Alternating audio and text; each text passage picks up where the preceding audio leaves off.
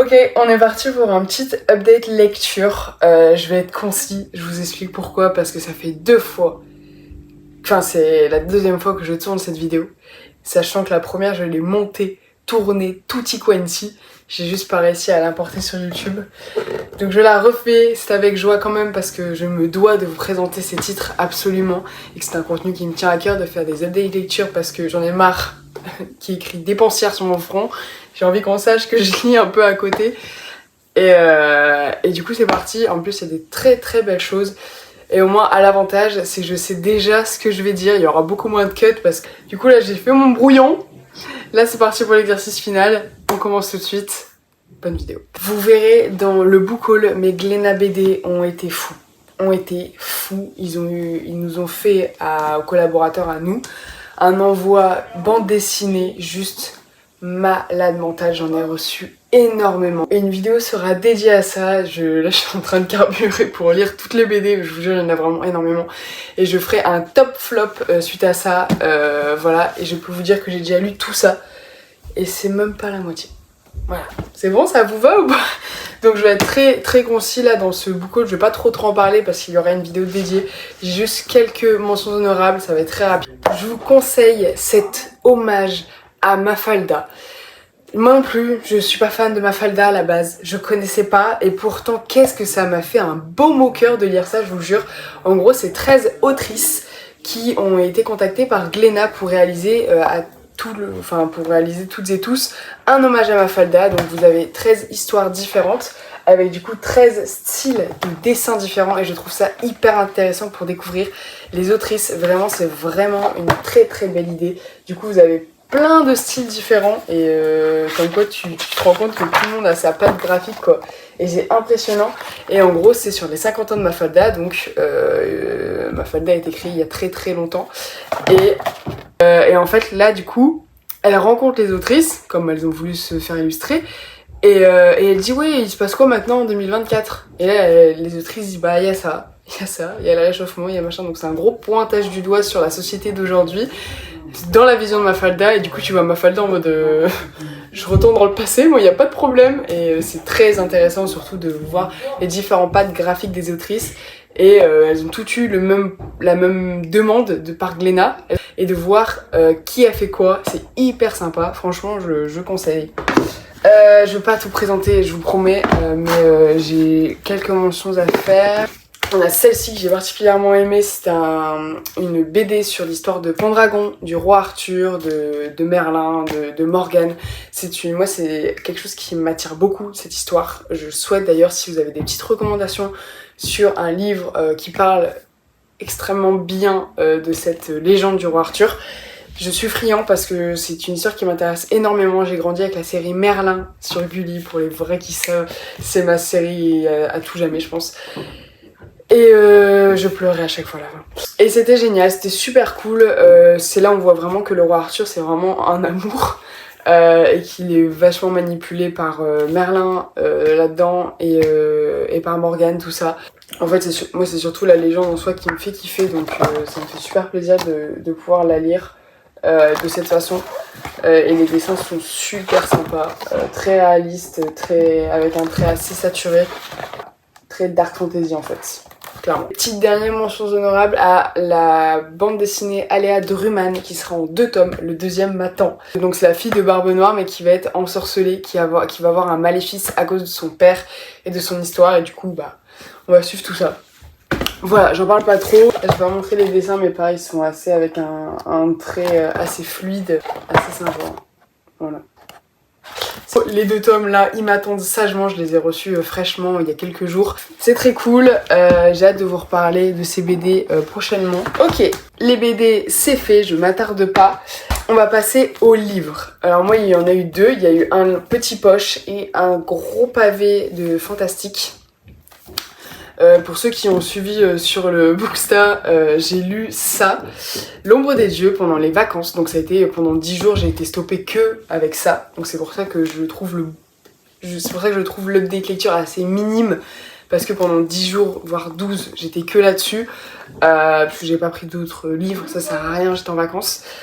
J'ai pas d'avis presque sur ce livre en fait. et je l'ai pas fini. Il me reste 20 pages, mais je me suis dit que j'allais pas encore retarder cette update lecture pour cette lecture. Alors, on va suivre 3 points de vue différents. Il y a des défauts hein, à ce livre. Déjà, le dragon que vous voyez en couverture, vous le verrez jamais. Ou alors j'ai pas compris l'histoire, mais on va suivre 3 points de vue de 3 personnes. Une mère de famille qui est le meilleur personnage clairement, moi j'ai lu pour elle, voilà je vous le dis clairement. On va suivre une autre personne qui est dans une guilde depuis longtemps, qui a un secret familial, tout ça un peu à la Game of Thrones, enfin bon, un peu à la Game of Thrones en vrai. Et la dernière personne qu'on suit, elle est pareil dans une guilde, enfin je sais pas comment ils appellent, je sais plus comment ils appellent ça. Une confrérie je crois. Elle va rentrer plus tard, enfin au fil de l'histoire, dans la confrérie. Mais vous voyez, il y a 3 points de vue, une famille, 2 confréries différentes, et on te balance des personnages, mais des prénoms qui volent par-ci, par-là, Geoffrey, mais c'est même pas des prénoms faciles. Des Orca, des Breca, des Torquel, des Virk, là sur une même page, hein, je lis tout ça, des Drekr, et c'est des vrais prénoms, des Scylla. Bref, vous avez compris, on te balance des prénoms sans savoir qui est vraiment cette personne, donc forcément tu la retrouves 3 chapitres plus tard, parce qu'avant tu as les autres points de vue, mais qui est cette personne? Et c'est ça qui est beaucoup compliqué. Moi je sais que ça m'arrivait de lire 2 pages entières sans savoir ce que je lisais, et juste à la fin j'ai compris le dénouement, mais je lisais de but en blanc quoi. Et c'était très compliqué, franchement j'ai été très déçue parce que ce livre j'ai mis tellement longtemps à le sortir de ma palle, parce qu'il m'excitait tellement, genre je me suis dit ok ce livre c'est une dinguerie, je m'y attendais, je l'attendais tu vois, je l'attendais au tournant. Bah j'ai beaucoup tourné hein, parce que waouh, je suis deg parce que il est cool, je vous dis, il m'a pas déplu hein, je l'ai lu quand même en 10 jours en vacances, tu vois, en vacances t'as pas que ça à faire. Franchement j'ai pas vu les pages se passer, tout ça, mais je comprenais pas grand chose. Après, la plume est cool, la plume est très sympa. Ça a été une lecture vide. Et par contre, pareil, vous verrez dans le book haul que là je tourne prochainement, j'ai réceptionné un nombre de poches incalculable. Je suis très contente parce que je souhaite émanciper ma culture littéraire en m'attaquant aux poches, aux auteurs assez connus et reconnus, aux classiques du contemporain, aux classiques de la littérature, aux classiques des bouquins. Donc voilà, il y a quelques lectures qui m'attendent, vraiment beaucoup. Et j'ai commencé cette inauguration de poche par un livre de Sylvain Tesson qui s'intitule La Panthère de Neige. Et c'était très bien, et c'était à la hauteur de mes attentes, et c'était super. Voilà, c'est vraiment de la belle écriture, des rimes, des termes employés, de l'apprentissage, parce que clairement tu lis des mots, tu te dis hein, tu vas regarder sur Google, tu te dis mais genre ça veut dire ça, et là tu t'essayes, tu le répètes en boucle pour me dire je le retiens, tu lis 2 pages, tu l'as jamais retenu. C'est super intéressant, et là dans ce livre, Sylvain Tesson, il nous fait vraiment une critique sur la société. En gros, il part avec Vincent Munier dans les montagnes du Tibet, à la recherche de la panthère des neiges qui se fait chasser, qui est rare entre guillemets, et difficile à trouver surtout. Et du coup on va le suivre dans son périple avec 2 autres personnes, et à travers le Tibet, juste aller voir la panthère des neiges, c'est le seul objectif. Et après ils repartent, et c'était super parce que du coup il nous décrit ce qu'il voit, mais hyper limpide, enfin avec des termes et des façons, des citations excellentes. C'est du génie, tu vois, c'est tellement subtil. En fait, c'est tellement bien dit, subtil, et c'est tellement vrai surtout. Il y avait vraiment des mots sur la pollution, enfin sur tout sur la société, et c'est hyper intéressant. Moi j'ai beaucoup aimé. Je dis pas que c'était une brique, tu vois, c'était pas une boule de vice versa. C'était à la hauteur de mes attentes en me lançant dans ce genre de lecture. Et c'était vraiment ce que je recherchais. Vraiment des 200 pages qui se lisent en 2 heures. Enfin, non pas 2 heures, mais ça se lit tellement rapidement en plus. Enfin, vraiment allez-y. Voilà, c'est tout ce que j'ai à dire. Allez. On continue tout de suite, et maintenant on s'attaque au manga parce qu'il y en a quand même pas mal, mine de rien. Il y a 5 séries différentes. Dans le dernier update lecture, j'avais déjà commencé cette saga, c'est Shangri la frontière, qui est un manga de MMORPG. On suit une personne qui joue en réalité virtuelle, donc tu suis son personnage entre guillemets, enfin tu suis lui mais dans un jeu vidéo, c'est ça. Moi c'est pas du tout ma came de lecture à la base, c'est ce que j'expliquais dans l'update lecture de la dernière fois.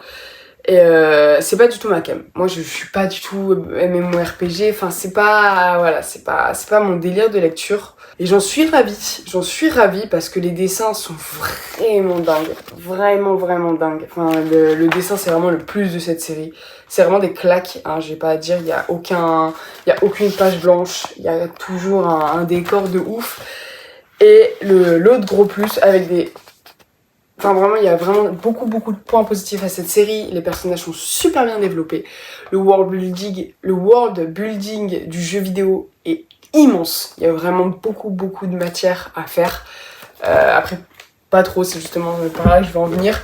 Il y a la quête principale de l'histoire qui est hyper cool. Enfin, je la trouve hyper bien construite et développée. Tu vois, tu t'y vas en fait. Et les personnages introduits sont vraiment bien. Un défaut, c'est que j'ai peur que ça traîne en longueur et justement que ça soit parfois trop expliqué, que les combats soient trop longs. Et un problème aussi, c'est que pour que le joueur s'entraîne, il va aller dans des autres jeux vidéo buggés pour qu'il s'entraîne. Enfin bref, il doit aller s'entraîner dans un autre jeu vidéo. Mais du coup, t'as des chapitres entiers sur lui dans un autre jeu vidéo. On s'en fout en fait. Donc c'est un peu chiant. T'as vraiment des grosses pertes de temps.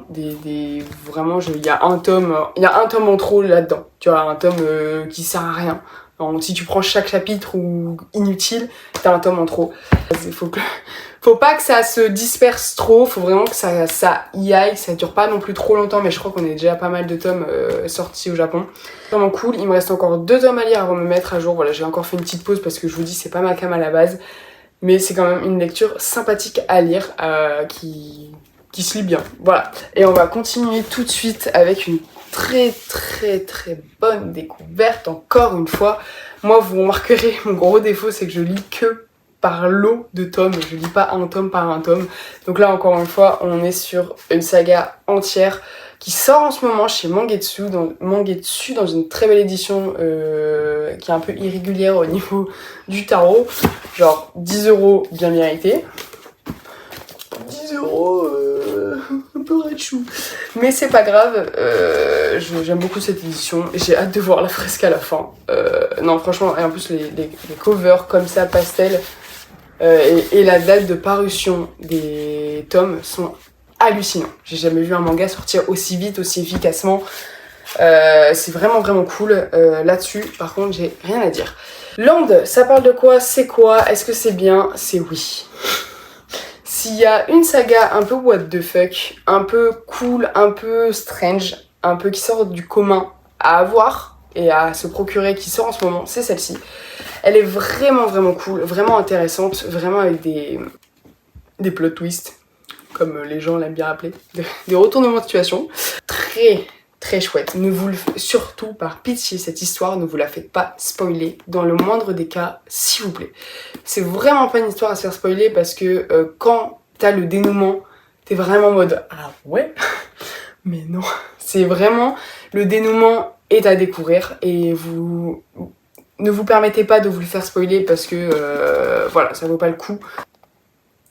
Pour vous faire le speech sans vous spoiler, on est sur un village perdu dans une forêt, enfin on est sur un village complètement atypique, entouré de 4 kami comme ils les appellent, en gros des divinités, des dieux pour eux, des grands kami, enfin autour du village, c'est vraiment what the fuck. Enfin, les habitants en ont une peur bleue, voilà, pour eux ils contrôlent les moindres faits et gestes des habitants, donc les habitants doivent pas faire de bêtises devant eux, peuvent pas sortir la nuit.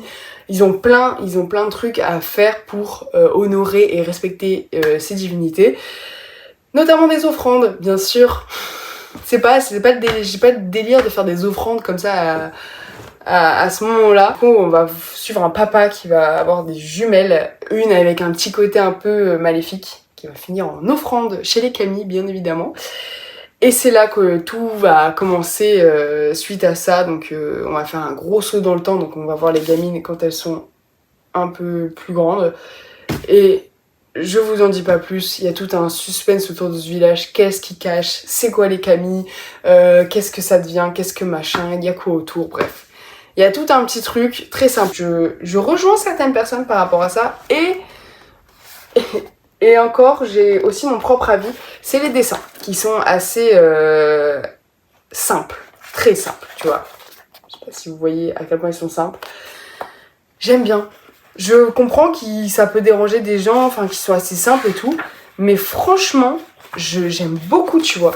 Je trouve que ça va bien à l'œuvre en fait. Je trouve que l'œuvre, j'aurais pas vu ça plus, tu vois. Par contre, un truc que j'aime beaucoup, c'est l'agencement des planches, qui est pas du tout, qui sort du commun, tu vois. Il y a des losanges, j'aime beaucoup l'agencement des planches que tu retrouves souvent, un peu what the fuck, tu vois ici. Ça, c'est un truc que j'avais noté durant la lecture. Qui est très bien amené parfois dans des doubles pages intéressantes pendant des révélations ou des suspens. Land, c'est une très belle œuvre que je souhaite à beaucoup de gens de découvrir si vous aimez un peu, je sais pas comment dire, elle est spéciale cette série, mais moi je l'aime beaucoup. Et je suis curieuse d'avoir l'avis des gens qui ont lu cette saga, voilà, pour savoir si je suis la seule à vraiment aimer, à vraiment apprécier, ou est-ce qu'elle fait pas l'unanimité chez tout le monde. J'avoue que j'ai beaucoup vu de retours bien sur Land, à voir. Et d'ici fin d'année, logiquement, on devrait être bon en fait sur la parution, donc c'est impressionnant. Suivant, et on va continuer avec une série qui sort en ce moment, qui est Muy Caliente, ok. Oh, ok, c'est génial. J'ai bien fait d'écouter l'avis des gens que je suis. Ok, Dan, je m'attendais pas, hein. Je m'y attendais pas parce que et moi quand je le vois en rayon, mais alors il m'a tiré. Mais alors tellement pas, mais vraiment il était invisible, vraiment pas. Et avec les retours des gens, j'étais curieuse, donc je me suis procuré un bon lot, un très bon lot énorme, et c'était délicieux. Voilà, j'ai pas les mots en fait, je m'attendais pas à ça. On va suivre deux collégiens, clairement, et c'est les deux meilleurs protagonistes que j'ai vus depuis peu. Cette new génération que j'ai vue, leur relation, elle est juste parfaite. Donc on va suivre une fille un peu... Elle est belle, elle est intéressante, enfin elle est belle, elle est intelligente, enfin elle est un peu populaire au lycée, et on va suivre un mec. Un nerd, clairement. Et ils vont se rencontrer, pourquoi? Parce que l'un croit aux fantômes, l'autre croit aux aliens. Du coup, ils vont être un peu en mode non, moi j'ai raison, non, toi t'as raison, non, machin. Donc ils vont aller chacun de leur côté voir si les aliens existent, voir si les fantômes existent, et ils vont se rendre compte que les deux existent. Et là, ils se sont mis à dos les deux entités. Voilà le speech. C'est what the fuck. Ok, ce manga est what the fuck. Tu suis plein de trucs en même temps. En fait, c'est trop. Il y a plein d'infos. Il y a tout le temps des infos. T'es jamais... Dans un tome, il se passe ça. Mais c'est si bien rythmé. T'es toujours en haleine. Et puis alors... Mais ça, beaucoup vous en parlent quand... Enfin, j'ai pas besoin d'en rajouter, mais... Des dessins, mon copain. Des dessins. C'est what the fuck, je vous dis. Moi, tu vois, à la base, ça, c'est trop pour moi. Tu vois, c'est trop d'infos, trop grand guignolesque en fait. Il y a trop, c'est kitsch, enfin c'est ok, comme par hasard il y a une vache qui va se faire envoler. Et ben en fait ça marche super bien. Alors qu'à la base, voilà, moi dès qu'il y a un peu... regardez frère, c'est impressionnant. En fait il se passe des choses et tu t'y attends pas du tout. Tellement il est cool, tu rigoles, c'est beau, c'est bien dessiné, les protagonistes sont excellents et les personnages qui sont développés autour sont aussi excellents. Les antagonistes sont super marrants. Voilà, c'est tout ce que j'ai à vous dire sur Dan. Si vous avez encore des doutes, là je crois que je viens d'appuyer à nouveau sur vos doutes, donc testez. Franchement vous avez rien à perdre. Allez-y. On va suivre avec ça, qui a été un doudou. Un doudou pour moi, c'est Histoire couleur terre par Kim Dong-hwa. C'était beau, qu'est-ce que c'était beau, waouh. De la collection Casterman Écriture, donc cette édition, je suis fan des Casterman Écriture, je souhaiterais les posséder tous entièrement. En plus, tout ce qui a été édité chez Casterman Écriture, tout a l'air juste incroyable, donc je suis curieuse de tout découvrir. On met pas la charrue avant les bœufs. Et pour le moment, je savoure cette édition en 3 tomes, cette histoire en 3 tomes que vous devez posséder. Voilà, c'est littéralement de la poésie, c'est littéralement... C'est pas un manga, hein, c'est un manhwa. Donc il me semble que c'est un manga coréen. Si je whippine pas tout, je sais pas. J'ai ouvert une page, hein. J'ai ouvert juste une page. Oh, les enfants, vous devez lire, ok. Que ce soit homme ou garçon, en fait c'est une ode à la femme. Voilà, donc c'est clairement un auteur qui sait parler aux femmes. Voilà, il sait parler aux femmes. En fait, pour lui, la femme, c'est une fleur, c'est un parfum super beau. C'est vraiment très intéressant avec le développement des mecs qui peuvent être bons comme ils peuvent être cons. Après, on est dans une Corée assez vieille. Oh là là là là, mais les gars, je vous jure, le nombre de doubles pages magnifiques comme ça dans chaque tome, mais il y en a à foison. Il y en a à foison, c'est excellent. Donc on va suivre 2 générations de femmes, une de 30 ans, une mère de 30 ans, veuve, jeune veuve, et sa fille de 13 ans qu'on suit au début, elle a 13 ans. Après dans le tome 2, elle a 15 ans, et après dans le tome 3, elle a 17 ans. Enfin, ça, il n'y a pas des caps entre chaque tome, mais on voit, elle grandit tome après tome, et c'est super intéressant parce que les deux ont envie d'amour. Les deux cherchent l'amour, les deux pensent à l'amour, les deux attendent que ça, parce qu'elles ont que ça à faire à l'époque. À l'époque, les femmes étaient beaucoup tournées vers ça, surtout là où elles sont. Et les deux cherchent l'amour, tout ça, sauf qu'elles n'ont pas du tout le même âge, donc une découvre, une se fait influencer par ses amis, par les garçons du village, et l'autre doit lui apprendre, et en même temps doit, elle, garder ses émotions, voir grandir sa fille. En même temps elle est toute seule, elle attend quelqu'un, mais c'est long, c'est dur, elle en manque d'amour aussi, toutes les deux sont en manque d'amour, mais chacune à leur façon, et c'est beau, c'est juste beau. T'as des superbes citations parce que t'as des phrases d'un coup qui pop avec beaucoup de mélancolie, de métaphores par rapport à la fleur, par rapport à tout ça, beaucoup de croyances. Il y a des termes par rapport à la sexualité qui sont abordés, il y a des termes par rapport aux sentiments, mais c'est si bien dit, tu vois.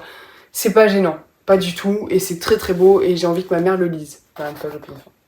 Je veux vous inciter à lire en fait, surtout cet auteur Kim Dong-hwa, qui me tarde de faire son full set, parce que j'avais déjà lu La Mal-Aimée il y a un tout petit temps, enfin un recueil de plusieurs histoires, de 11 histoires, qui est excellent, pareil en ode à la femme aussi, mais là c'était plus par rapport aux amours, tout ça, qui a été toujours... Donc je lis celui-ci, et je me suis dit, histoire couleur terre, ça va être parfait. Et c'était exact, c'était ça, c'était parfait. Voilà. Et voilà. On va finir avec Top Chart. On va finir avec un manga dans lequel je mise tout mon argent. Je mise 200, 500 € dessus. Pour certains, c'est une religion. Pour d'autres, c'est le meilleur. Slam Dunk dans cette réédition de chez Kana. Waouh! Moi, Slam Dunk, je l'ai jamais lu, clairement. Après, le basket, j'ai toujours rêvé de faire du basket. Faisant 1m80, c'est compréhensible. Ma mère étant championne de basket, elle a été joueuse pro de basket durant toute sa jeunesse. Voilà, elle en a consacré sa vie, donc voilà. Moi, le basket, j'adore ça. Les 2 premiers tomes, je me suis dit, parce que j'ai enchaîné les 4 d'un coup, les 2 premiers tomes, je me suis dit, moi, c'est sympa. Mais c'est assez old school, lui est assez agaçant, et pourtant, les frissons au premier match, alors qu'il se passe rien, il est nul, il est prétentieux, il est chiant, et pourtant quand il a le ballon, et qu'il doit prouver que, en fait il sait jouer, tu vois, que t'attends qu'il fasse quelque chose de dingue, t'es là, tu te dis mais vas-y fais-le, on sait tous que tu sais le faire. Toi, tu le sais pas encore, les autres le savent pas encore, mais nous, on le sait, tu vois. Et t'es en mode, putain, vas-y, fais-le, tout. Et t'es en... Franchement, j'étais à fond, en fait. J'étais à fond, et en fait, je suis à fond. Pas parce que les 4 premiers tomes étaient bons, tu vois, c'est une belle mise en bouche, c'est sympa, les 4 se lisent d'une facilité déconcertante, enfin, hyper rapidement. C'est même frustrant. mais en fait c'est le plus tard. En fait ça annonce tellement sur la suite en expliquant à quel point les tomes prochains, genre toute l'œuvre en soi, elle va être trop bien. En fait c'est plus de l'excitation par rapport à ce qui nous attend après. Et c'est donc ça dont je suis sûre, dont j'ai hâte en fait. Et clairement l'attente des tomes va être horrible. Donc vraiment elle va me saouler, clairement, parce qu'en plus c'est une réédition. J'ai jamais compris pourquoi c'était aussi long de rééditer des livres. Voilà, vous attendez pas que le mangaka le dessine, vous devez juste ressortir, réimprimer. Vous attendez aussi longtemps. Pourquoi parfois on attend 3-4 mois entre des tomes pour rééditer? Franchement c'est déconnant, donc ça me gonfle. Pourquoi vous sortez pas la série entièrement d'un coup? Genre tous les mois comme un bon abonnement télé, tu vois. C'est peut-être mon impatience qui parle, je suis désolée. Mais en plus, papier glacé comme ça, l'édition elle est appréciable à mort. Elle est cool, t'as quelques pages colorisées en rouge là.